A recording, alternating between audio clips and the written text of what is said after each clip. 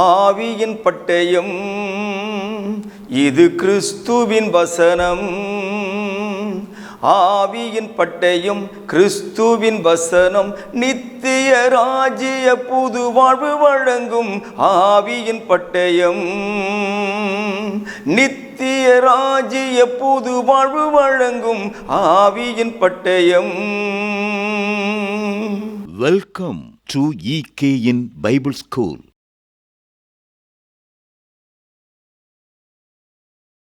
கர்த்தராகிய இயேசு கிறிஸ்துவினுடைய நாமத்தினாலே EKN பைபிள் ஸ்கூல் மூலமாக உங்களை மீண்டும் சந்திக்க தேவன் எனக்கு கொடுத்த இந்த சந்தர்ப்பத்திற்காக தேவனுக்கு நான் நன்றிகளையும் துதிகளையும் ஸ்தோத்திரங்களையும் ஏறெடுக்கிறேன். அதே நேரத்தில் ஆர்வத்தோடும் உற்சாகமாகவும் இந்த பாடங்களை தொடர்ந்து படித்து வருகிற உங்களை நான் பாராட்டுகிறேன். நீங்கள் மற்றவர்களுக்கும் இந்த பாடங்களை ஷேர் பண்ணுவதற்காக உங்களை நான் வெகுவாக பாராட்டுகிறேன். சகோதரர்களே, இப்போ நாம் தொடர்ந்து படிச்சுட்டு இருக்கிற பாடம் வேதத்தை நாம் மையப்படுத்தி படிக்கிறோம். இது பல தடைகளை தாண்டி வந்திருக்கிறது என்று படித்தோம். இது தேவனுடைய வாயிலிருந்து வந்த வார்த்தைகள் என்று படித்தோம். வேதாகமத்தில் 39 புத்தகங்கள் யாரோ ஒருவர் வரப்போகிறார் என்று சொன்னது. ஆனால் அவர் பெயரை அது குறிப்பிடவில்லை. அதற்கான சில அடையாளங்களை சொன்னது. புதிய ஏற்பாட்டில் அவர் வந்துட்டாருங்க, அவர் வேறு யாரும் இல்லை, அவர் தான் கிறிஸ்து, அவர் பேர் தான் இயேசு, அவர் தான் மேசியா அப்படின்னு அந்த அடையாளங்களை ஒப்பிட்டு இப்போ நாம் அவருடைய வார்த்தைக்கு தான் செவி கொடுக்கணும், அவருடைய வார்த்தையை கேட்கணும் அப்படின்னு சொன்னது. இப்போ பழைய ஏற்பாட்டு காலத்தில் இந்த இயேசு கிறிஸ்து பிறப்பை குறித்து மாத்திரம் அடையாளங்கள் இருக்கா, இல்லை வேறு ஏதாயிலும் விசேஷமான காரியங்கள் இருக்கா அப்படின்னு பார்த்தா இல்லைங்க. இயேசு கிறிஸ்து பிறக்கிறத மட்டும் சொல்லலை, அவருடைய ஊழியங்கள், அவர் எப்படி மரிக்க போகிறார், அவருடைய மரணத்தில் என்னெல்லாம் நடக்க போகிறது என்பதை கூட அவர் சாகிறதுக்கு முன்னாலேயே தெளிவாக வேதத்தில் எழுதி கொடுத்துருக்குறாங்க. இப்போ சமீப காலத்தில் கூட ஒருத்தர் நான் இந்த நாளில் சாக போகிறேன் அப்படின்னு சொல்லி அங்கே பெரிய வீடியோக்களெல்லாம் போயிடுச்சு. பெரிய பெரிய VIP எல்லாம் போனாங்க, ராத்திரியெல்லாம் காத்திருந்தாங்க. கடைசியில் பார்த்தா அவர் சாகவே இல்லை. ஏன்னா அவருக்கு தெரியாது அவர் என்றைக்கு சாக போகிறேன்னு. ஏதோ ஒரு குருட்டு நம்பிக்கையில் சொல்லிட்டாரு, அது நிறைவேறவே இல்லை.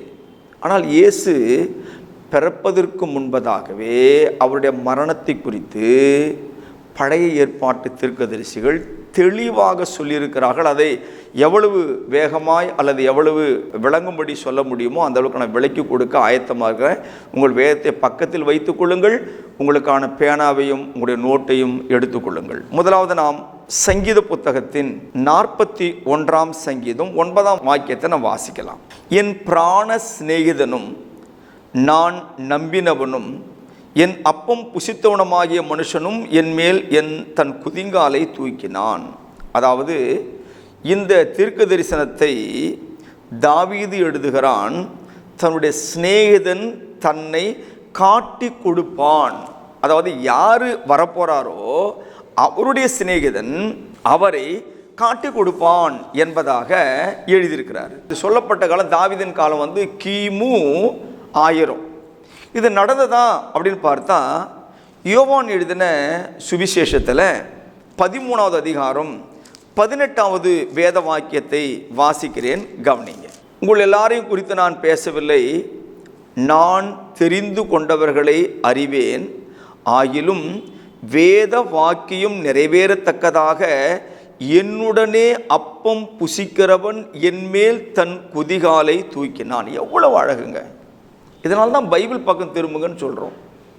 மனுஷனை நம்பாதுன்னு சொல்கிறதுக்கு காரணம் தான் அவர் சொல்கிறது தீர்க்க தரிசனமெல்லாம் உண்மைன்னு நம்ம எப்படி ஏற்றுக்க முடியும்? இதுதாங்க தீர்க்க தரிசனம்.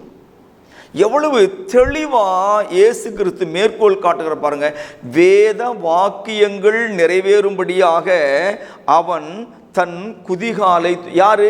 என் சிநேகிதன் என்று சொல்லுகிறார். இப்போ மத்தேயு எழுதின சுவிசேஷத்தில் 26வது அதிகாரம் 47 முதல் 50 வரைக்கும் நான் வாசிக்கிறேன், கவனிங்க. அவர் இப்படி பேசுகையில் 12 ஒருவனாகி யூதாஸ் வந்தான். அவனோடு கூட பிரதான ஆசாரியன் ஜனத்தின் மூப்பரும் அனுப்பின திரளான ஜனங்கள் பட்டயங்களையும் தடிகளையும் பிடித்து கொண்டு வந்தார்கள். அவரை காட்டி கொடுக்கிறவன், நான் எவனை முத்தம் செய்வேனோ அவன்தான், அவனை பிடித்து கொள்ளுங்கள் என்று அவர்களுக்கு அடையாளம் சொல்லியிருந்தான். உடனே அவன் இயேசுவினிடத்தில் வந்து, ரபி வாழ்க என்று சொல்லி அவரை முத்தம் செய்தான். கவனிங்க, இயேசு அவனை நோக்கி, சிநேகிதனே. அப்போ சங்கீதக்காரன் சொன்ன அந்த தீர்க்க தரிசனம் இயேசு பிறப்பதற்கு முன்பு 1000 வருஷத்துக்கு முன்னால் சொன்னாருங்க. அவர் சொன்னதின்படியே சிநேகிதனாகிய யூதாஸ் இயேசுவை காட்டி கொடுத்தான், அல்லது இயேசுவை அவன் முத்தத்தினாலே காட்டி கொடுத்தான்.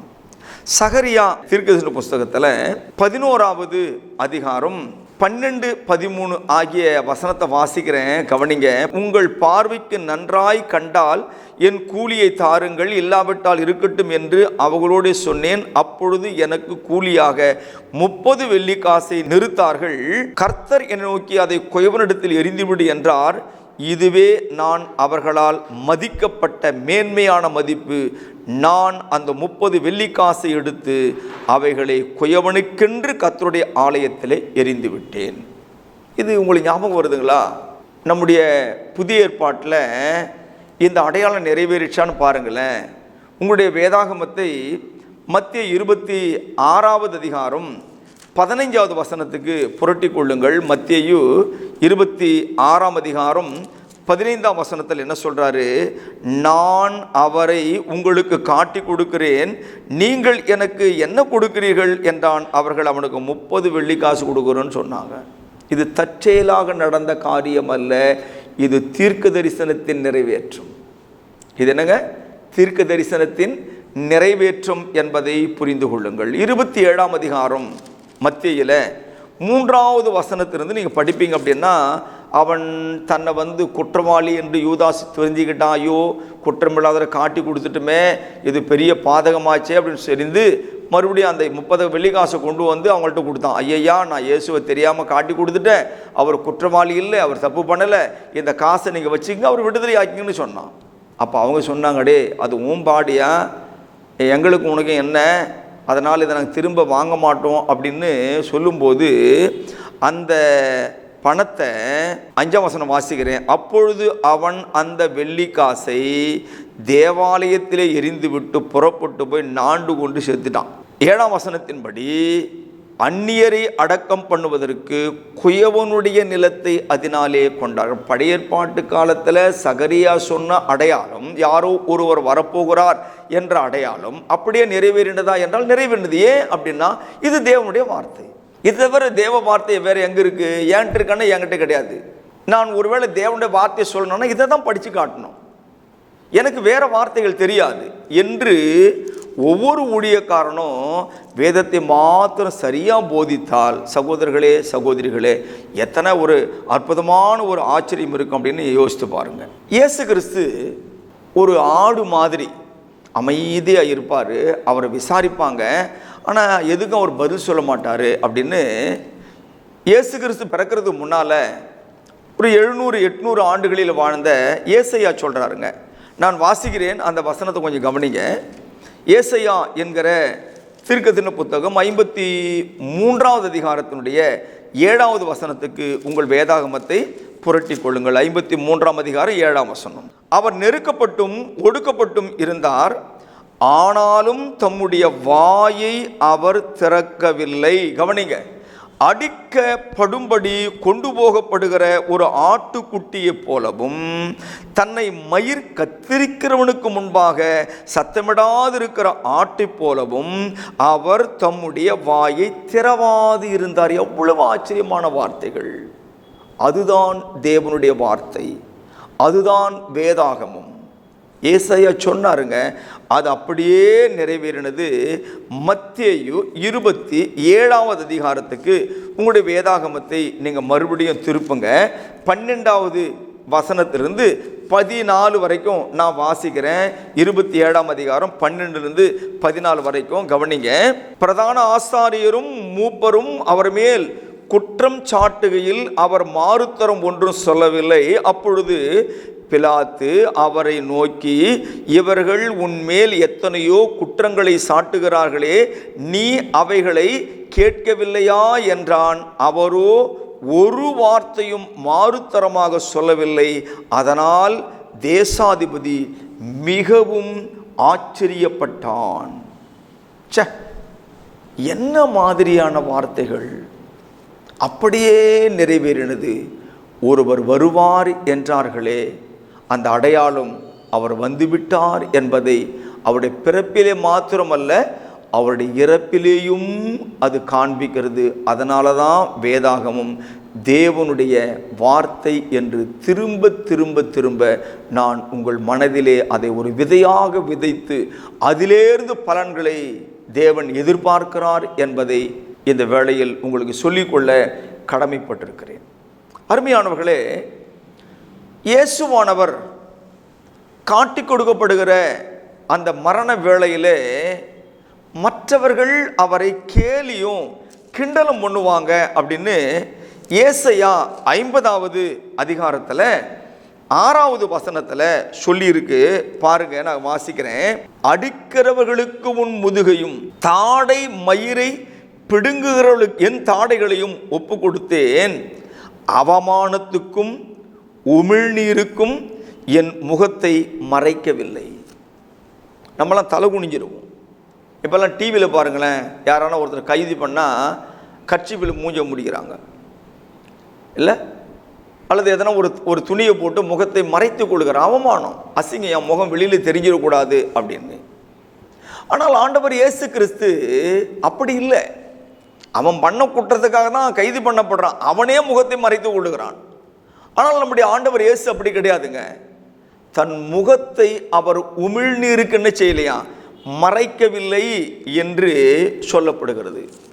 இது பழைய ஏற்பாட்டில் வருவார்னு சொன்னாங்களே, அவர் இப்படி தான் மரிப்பார்னு சொன்னாங்களே, அந்த அடையாளம் நிறைவேறியதா அப்படின்னா மத்தேயு 26வது அதிகாரத்தில் 67ஆம் வசனத்தை நான் வாசிக்கிறேன், கவனிங்க.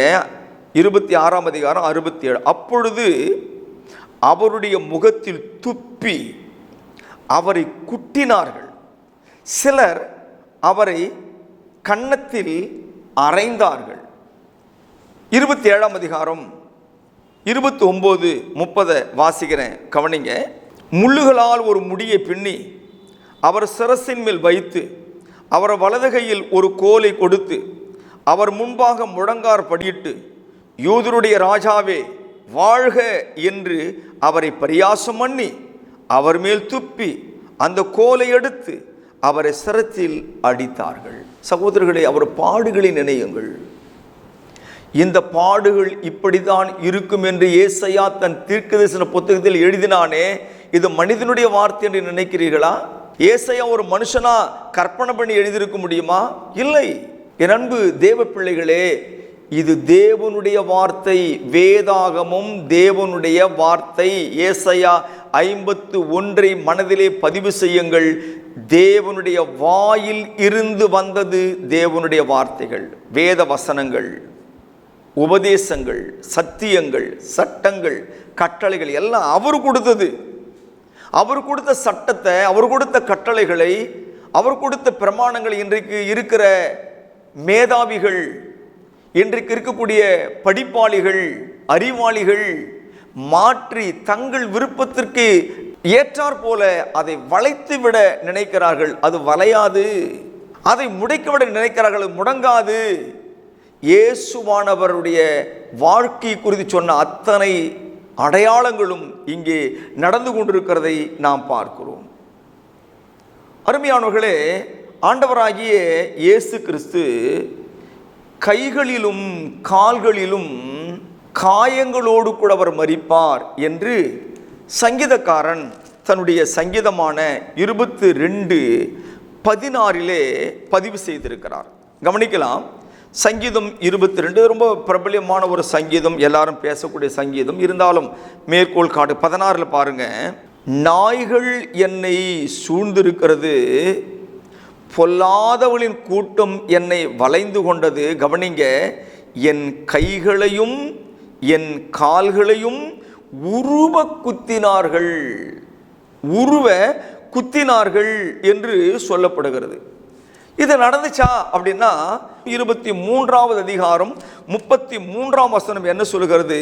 கபாலஸ்தலம் என்று சொல்லப்பட்ட இடத்தில் சேர்ந்தபோது அங்கே அவரையும் அவருடைய வலது பக்கத்தில் ஒரு குற்றவாளியும் அவருடைய இடது பக்கத்தில் ஒரு குற்றவாளி சிலுவையில் அறைந்தார்கள். அப்போ சிலுவையில் அறைந்தார்கள் என்று சொன்னால் சிலுவையிலே அந்த காயங்கள், கைகளையும் கால்களையும் உருவ குத்தினார்கள் இல்லையா? அந்த எதில் உருவ குத்தினார்கள்? ஆணிகளால் அவரை அடித்தார்கள் என்று வேதாகமம் நமக்கு சொல்லுது. சில பேர் இயேசுவை ஆணி எல்லாம் அடித்து கொலை பண்ணலை, அவர் கயிறு போட்டு கட்டிட்டாங்க அப்படின்றாங்க. இல்லை, வேதம் அவருக்கான அடையாளங்களை தெளிவாக போதிக்கிறதை நாம் பார்க்கிறோம். யோவான் 20வது அதிகாரம் 25 முதல் 27 வரை வாசிக்கிறேன். மற்ற சீடர்கள் அவரை கண்டோம் என்று அவனுடனே சொன்ன, அது தோமா பற்றி பேசுகிறாரு. அதற்கு அவன், அவருடைய கைகளில் ஆணிகளால் உண்டான காயத்தை நான் கண்டு அந்த காயத்தில் என் விரலை விட்டு என் கையை அவருடைய விழாவிலே போட்டால் உடைய விசுவாசியம். யார் சொன்னாத? தோமா சொன்னார் இல்லைங்களா? ஆக பழைய ஏற்பாடு அவருடைய கைகளிலும் கால்களிலும் காயங்கள் அல்லது துளைத்தெடுக்கக்கூடிய காயங்கள் இருக்கும் என்று சொன்னார்கள். அது அப்படியே புதிய ஏற்பாட்டு காலத்தில் நடந்தது. ஏசாயா 53வது அதிகாரம் 12வது வசனத்தில் ஒரு அழகான தீர்ப்பு, அவரை பற்றின தீர்ப்பு எழுதப்பட்டிருக்கிறது. அவர் தம்முடைய ஆத்துமாவை மரணத்திலே ஊற்றி அக்கிரமக்காரரில் ஒருவராக எண்ணப்பட்டு, இப்போ முன்னால் தான் வாசித்தோம், வலது பக்கத்தில் ஒருத்தனும் இடது பக்கத்தில் ஒருவனுமாக அவரை அறைவார்கள் அப்படின்னு நமக்கு தெரியுமே. மார்க் 15ஆம் அதிகாரம் 27 முதல் 28 வரைக்கும் படிக்கும் பொழுது இயேசு 2 கள்ளர்களுக்கு மத்தியிலே அறையப்பட்டார். இதுவும் நிறைவேற்றப்பட்டதான தீர்க்க தரிசனம். சங்கீதங்கள் புத்தகம் 69:21 வாசிக்கிறேன், கவனியுங்கள். என் ஆகாரத்தில் கசப்பு கலந்து கொடுத்தார்கள், என் தாகத்துக்கு காடியை குடிக்க கொடுத்தார்கள். அப்போ அவருக்கு அந்த மரண நேரத்தில் எப்படிப்பட்ட பானம் கொடுக்கப்படும் என்பதை பழைய ஏற்பாடு சொல்லுது. புதிய ஏற்பாட்டில் அந்த அடையாளம் நிறைவேறிடுதா அப்படின்னு பார்த்தா மத்தேயு 27ஆம் அதிகாரத்தில் 34வது வசனத்தை வாசிக்கிறேன். மத்தேயு 27:34, கசப்பு கலந்த காடியை அவருக்கு குடிக்க கொடுத்தார்கள், அவர் அதை ருசி பார்த்து குடிக்க மனது இல்லாது இருந்தார். 48ஆம் வசனம், உடனே அவர்களில் ஒருவன் ஓடி கடற்காலனை எடுத்து காடியில் தோய்த்து அதை ஒரு கோலில் மாட்டி அவருக்கு குடிக்க கொடுத்தான்.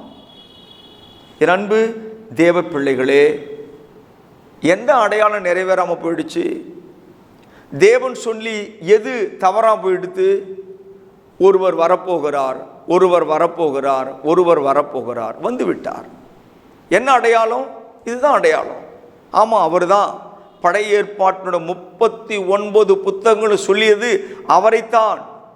அவர்தான் மீட்பர், அவர்தான் இரட்சகர், அவர்தான் மேசியா, அவர்தான் பாவங்களை மன்னிக்க தன்னுடைய ஜீவனை கொடுத்தவர், அவர்தான் நல்ல மேய்ப்பர், அவரை நம்பிக்கைக்குரியவர், அவரை ஏற்றுக்கொள்ளுங்கள், அவர் வார்த்தைக்கு செவி கொடுங்கள், இயேசு ஒருவரே வழி என்று புதிய ஏற்பாடு ஏன் நமக்கு வலியுறுத்துகிறது என்று சொன்னால் இவரை பற்றி தானே இத்தனை தீர்க்க தரிசனங்கள் பேசியிருக்கிறது. ஆகவே என் அன்பு தேவ பிள்ளைகளே, அதை நீங்கள் மனதிலே வைத்துக் கொள்ளுங்கள். சங்கீதம் 34ல் மரணத்தில் என்ன நடக்கும் அப்படிங்கிறத சங்கீதக்காரன் எழுதியிருக்கிறாருங்க. 34ஆம் சங்கீதம் 20வது வசனத்தை நான் வாசிக்கிற கவனிங்க. அவனுடைய எலும்புகளை எல்லாம் காப்பாற்றுகிறார், அவைகளில் ஒன்றும் முறிக்கப்படுவது இல்லை. அதாவது வரப்போறவருக்கு ஒரே ஒரு எலும்பு கூட முறியாது. ஆனால் அவரோட சிலுவையில் அறையப்பட போகிறதான இடதுபுறம் வலதுபுறம் இருக்கிற கல்வனுக்கு அது நேரிடும். ஆனால் வேதம் காண்பிக்கின்ற யாரோ ஒருவர் என்று சொன்னாரே, அந்த ஒருவருக்கு எலும்புகள் முறிக்கப்படாது. யோவான் 19ஆம் அதிகாரம் 33 36 வரை வாசிக்கிறேன், கவனியுங்கள். அவர்கள் இயேசுவினிடத்தில் வந்து அவர் மரித்திருக்கிறதை கண்டு அவருடைய கால் எலும்புகளை முறிக்கவில்லை. அவருடைய கால் எலும்புகளை முறிக்கவில்லை. 36ஆம் வசனம், அவருடைய எலும்புகளில் ஒன்றும் முறிக்கப்படுவது இல்லை என்கிற வேத வாக்கியம் நிறைவேறும்படி இவைகள் நடந்தது. என்ன ஒரு ஆச்சரியமான விஷயங்கள் பாருங்க. திட்டமாய் தேவனுடைய வார்த்தைகள் நிறைவேற்றப்பட்டிருக்கிறதை நாம் இந்த இடத்துல பார்க்க முடியும். இயேசுவானவர் மரிக்கிற போது தம்மை எதிர்த்த, குற்றப்படுத்தின எதிரிகளுக்காக, விரோதிகளுக்காக, துரோகிகளுக்காக அவர் ஜெபிப்பார் அல்லது மன்றாடுவார் என்ற ஒரு தீர்க்க தரிசனம் ஏசாயா 53ஆவது அதிகாரத்தில் 12வது வசனத்தில் சொல்லப்பட்டு, இப்போ தான் படித்தோம் அதை நம்ம. அவர் தம்முடைய ஆத்துமாவை மரணத்தில் ஊற்றி அக்கிரமக்காரர் ஒருவராக எண்ணப்பட்டு அநேகருடைய பாவத்தை தாமே சுமந்து அக்கிரமக்காரருக்காக வேண்டிக் கொண்டது நிமித்தம் அநேகரை அவருக்கு பங்காக கொடுப்பேன். அக்கிரமக்காரருக்காக அவர் வேண்டிக் கொள்வார். லூக்கா 23ஆவது அதிகாரம் 34வது வசனத்தில் உங்கள் வேதத்தை புரட்டி கொண்டு என் கூட கொஞ்சம் அதை பாருங்க. 23ஆம் அதிகாரம் 34வது வாக்கியம். அப்பொழுது இயேசு, பிதாவே, இவர்களுக்கு மன்னியும், தாங்கள் செய்கிறது என்னதென்று அறியாதிருக்கிறார்களே என்றார். அவருடைய வஸ்திரங்களை அவர்கள் பங்கிட்டு கொண்டார்கள். ஆச்சரியமான ஒரு விஷயங்க. இன்றைக்கி யாராகிலும் தன் விரோதிக்காக, எதிரிகளுக்காக ஜெபம் பண்ணுவானா, வேண்டிக் கொள்ளணும், கஷ்டம்தான், முடியாது. ஆனால் இயேசு அப்படி செய்வார் என்பதை அவர் மரிப்பதற்கு முன்பதாக பல 100 ஆண்டுகள் இருக்கும்போது ஒருவனால் எழுத முடியும் என்று சொன்னால், ஒருவனால் சொல்ல முடியும் என்று சொன்னால், நிச்சயமாக அது அவனுடைய வார்த்தை அல்ல, அது தாவீதின் வார்த்தை அல்ல, அது ஏசாயாவின் வார்த்தை அல்ல, அது மீகாவின் வார்த்தை அல்ல, மோசையின் வார்த்தை அல்ல, தேவனுடைய வார்த்தைகள் தான் வேதாகமத்தில் இருக்குது. இதை விட்டுட்டு நீங்கள் ஏன் அலைகிற நாணலை போல் இருக்கிறதான கவர்ச்சிகரமான வார்த்தைகளுக்கு, மயக்குகிற வார்த்தைகளுக்கு, உங்களை கவர்ந்து ஒரு காந்தத்தை போல இழுக்கிற வார்த்தைகளுக்கு ஏன் ஒரு மயக்கத்திலே கடந்து போகிறீர்கள்? வேதத்தை பாருங்க, வேதத்தினுடைய சத்தியங்களை பாருங்கள் என்று நான் உங்களை ஊக்கப்படுத்துகிறேன். சங்கீதம் 16:10 நம்முடைய வேதத்தை எடுத்துக்கொண்டு அங்கே என்ன சொல்லுதுன்னு பாருங்க. சங்கீதம் 16:10, என் ஆத்துமாவை பாதாளத்தில் விடீர், உம்முடைய பரிசுத்தவானை அழிவை காண விட்டீர். அதாவது என்ன சொல்ல வர்றார் அப்படின்னா, அவர் யாரோ வரப்போறோன்னு சொல்கிறாங்க இல்லையா, அந்த வரப்போகிறவர் மற்றவர்களைப் போல மரித்து அடக்கம் பண்ணிட்டு அவருடைய உடம்பை மண்ணு தின்னாது, அவருடைய ஆத்துமா பாதாளத்தில் போய் அடங்கி விடாது என்று சொன்னவர். இது நிறைவேறிச்சா அப்படின்னா, பெந்தேகோஸ்து நாளில் அப்போஸ்தலனாகிய பவுல் பரிசுத்த ஆவியினால் அவன் நிரம்பி பேசுகிற போது ஒரு அழகான சத்தியத்தை அவன் விளக்கி கொடுக்கிறான். வாசிப்போம். அப்போஸ்தலர் நடபடிகள் 2வது அதிகாரம் 25 முதல் நீங்கள் வாசித்து பாருங்க. 30ஆம் வசனம் நான் வாசிக்கிறேன். அவன் தீர்க்கதரிசியாக இருந்து, அதாவது தாவீது, உன் சிங்காசனத்தில் வீற்றிருக்க மாம்சத்தின்படி உன் சந்ததியில் கிறிஸ்துவை எழும்ப பண்ணுவேன் என்று தேவன் தனக்கு சத்தியம் பண்ணினதை அறிந்தபடியால் அவன் கிறிஸ்துனுடைய ஆத்துமா பாதாளத்திலே விடப்படுவதில்லை என்றும் அவருடைய மாம்சம் அழிவை காண்பதில்லை என்றும் முன்னறிந்து அவர் உயிர்த்தெழுதலை குறித்து இப்படி சொன்னான். விளங்குதுங்களா? நம்ம படிச்சுமே சங்கீதம் 16, அந்த 16:10 சொல்லப்பட்டது தாவீது தன்னை பற்றி எழுதின பதம் அல்ல, வாக்கியம் அல்ல. அந்த வார்த்தை யாரை பற்றி எழுதினான் அப்படின்னா, இயேசு கிறிஸ்து தாவீதின் சிங்காசனத்திலே என்றென்றுமாக அமர்ந்து அரசாளப் போகிறார் என்பதை அவன் அறிந்து அவர் ஆத்துமா பாதாளத்திலே விடப்படுவதில்லை, அவர் மாம்சம் அழிவை காண்பது இல்லை என்பதை அந்த இடத்துல குறிப்பிடுகிறார். ஓசையாவினுடைய தீர்க்கதரிசன புத்தகத்தின் 6வது அதிகாரத்தினுடைய 2வது வேத வாக்கியத்தை வாசிக்க கேளுங்கள். 6ஆம் அதிகாரம் 2வது வேத வாக்கியம். 2 நாளுக்கு பின்பு அவர் நம்மை உயிர்ப்பிப்பார், 3ஆம் நாளில் நம்மை எழுப்புவார், அப்பொழுது நாம் அவருடைய சமூகத்தில் பிழைத்திருப்போம் என்று சொன்னான். இது லூக்கா 24வது அதிகாரத்தில் 6வது வசனமும் 7வது வசனமும் இயேசு கிறிஸ்து 3வது நாளில் உயிரோடு வந்துட்டாருங்க அப்படின்னு நமக்கு சொல்லுது. லூக்கா 24வது அதிகாரம் வசனம் 6 முதல் 7 நான் வாசிக்கிறேன். அவர் இங்கே இல்லை, உயிர்த்தெழுந்தார், மனுஷகுமாரன் பாவிகளான மனுஷர்களில் ஒப்பு கொடுக்கப்படவும் சிலுவையில் அறையப்படவும் 3ஆம் நாளில் எழுந்திருக்கவும் வேண்டும் என்பதாக அவர் கலிலேயாவில் இருந்த காலத்தில் உங்களுக்கு சொன்னதை நினைவு கூறுங்கள் என்றார். அப்பொழுது அவர்கள் அவருடைய வார்த்தைகளை நினைவு கூர்ந்து கல்லறையை விட்டு திரும்பி போய் இந்த சங்கதிகள் எல்லாவற்றையும் 11 மற்றெல்லாருக்கும் அறிவித்தார்கள். இவைகளை அப்போஸ்தலர்களுக்கு சொன்னவர்கள் மகதலேன மரியாளும் யோவன்னாலும் யாக்கோபின் தாயாகிய மரியாளும் இவர்கள் உடனே கூட இருந்த மற்ற ஸ்திரீகளுமே. இவருடைய வார்த்தைகள். அப்போது இந்த வசனம் என்ன சொல்லுது அப்படின்னா, இயேசுவானவருடைய ஆத்துமா பாதாளத்தில் இல்லை, அவர் 3வது நாளிலே எழுந்தார் என்று சொல்லுகிறது. இப்போது முடிவாக ஒரு காரியத்துக்கு வருவோம். பழைய ஏற்பாட்டின் 39 புத்தகங்களும் ஒருவர் வரப்போகிறார் என்கிற செய்தியை சொல்லியது, அதற்கான அடையாளங்களை சொன்னது. அவர் பிறப்பிலிருந்து அவருடைய ஊழியத்திலிருந்து அவருடைய மரணம், அவருடைய உயிர்த்தெழுதல் எல்லாவற்றையும் சொன்னது. அது அப்படியே நிறைவேறிச்சு. இப்போ புதிய ஏற்பாட்டில் இந்த 27 ஆசிரியர்கள் என்ன சொல்கிறாங்க, பழைய ஏற்பாட்டிலே அடையாளம் காணப்பட்டவர் வந்துட்டாருங்க, வந்து அவர் செய்ய வேண்டிய எல்லா வேலைகளையும் பழைய ஏற்பாடு முன்குறித்து சொன்னது இல்லையா, எல்லாவற்றையும் செய்து முடித்து விட்டார். முடித்தவர் இப்போது சென்று விட்டார். எங்கே போயிட்டாருங்க? பரலோகம் போயிட்டார். அப்போஸ்தலர் 1ஆம் அதிகாரத்தில் 9ஆம் வசனம், கலிலேய மனுஷன் நீங்கள் ஏன்னு பார்க்குறீங்க, நான் எப்படி போனால் அப்படியே வருவார் அப்படின்னு ஒரு வசனம் தூதர்களால் சொல்லப்பட்டது. அப்படி போனவர் மீண்டும் வருவார் என்பதைத்தான் புதிய ஏற்பாடு நமக்கு சொல்லுது. 3 விஷயங்கள் தான். ஒன்று, யாரோ ஒருவர் வரப்போகிறார் என்பதை பழைய ஏற்பாடும், அவர் வந்து பழைய ஏற்பாட்டில் சொல்லப்பட்ட தேவனுடைய தீர்க்கதரிசன வசனத்தின்படி அவர் பிறந்தார், வளர்ந்தார், எல்லாத்தையும் செய்து முடித்து விட்டார் என்றும், அவர் பரலோகம் போய்விட்டார் என்பதையும் புதிய ஏற்பாடு சொல்லுகிறது. அதோடு கூட எக்ஸ்ட்ரா என்ன சொல்லுதுன்னா, போனவர் மீண்டும் திரும்பி வரப்போகிறார். அப்படி வரும்பொழுது நாம் எல்லாரும் அவரை எதிர்கொண்டு போகணும். எல்லாரையும் இந்த வேதத்தை, அதாவது புதிய ஏற்பாட்டில் இயேசு சொன்ன அந்த வார்த்தையின்படி நியாயம் தீர்க்க போகிறார். ஆயத்தமாக இருங்க. திருடனை போல வருவார், ஆயத்தமாக இருங்க. பகலோ இரவோ ஆயத்தமாக இருங்க. காலையோ மாலையோ ஆயத்தமாக இருங்க.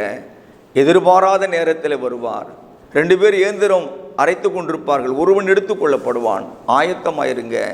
தீர்ப்பு இந்த வேதத்தை வைத்துதான் என்று வேதாகமும் போதிக்கிறது. ஆகவே இந்த வார்த்தைகளால் தேவன் உங்களோடு பகிர்ந்து கொண்ட நேரத்துக்காக நான் நன்றி சொல்கிறேன். இதை நீங்கள் மற்றவர்களுக்கு பகிர்ந்து கொடுப்பது, மற்றவர்கள் ஷேர் பண்ணுவதோடு கூட நீங்கள் பார்த்து வேதத்தை எடுத்து ஆராய்ந்து சொல்லப்பட்டவைகள் உண்மையா என்பதை நீங்களே கண்டுபிடியுங்கள். தேவன் தாமே உங்கள் யாவரையும் ஆசீர்வதிப்பாராக. ஜெபம் செய்வோம். எங்களை நேசிக்கிற அன்பின் பிதாவே, வேதம் எத்தனை தடைகளை கடந்து வந்தது என்றும்,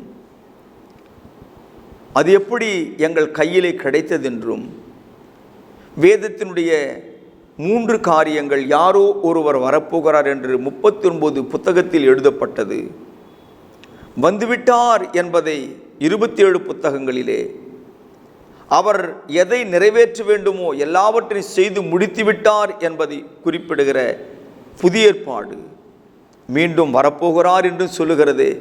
அதற்காக நாங்கள் 10 கன்னிகைகளில் 5 கன்னிகைகளைப் போல ஆயத்தமுள்ளவர்களாய் இருக்க கிருபை தாரும்.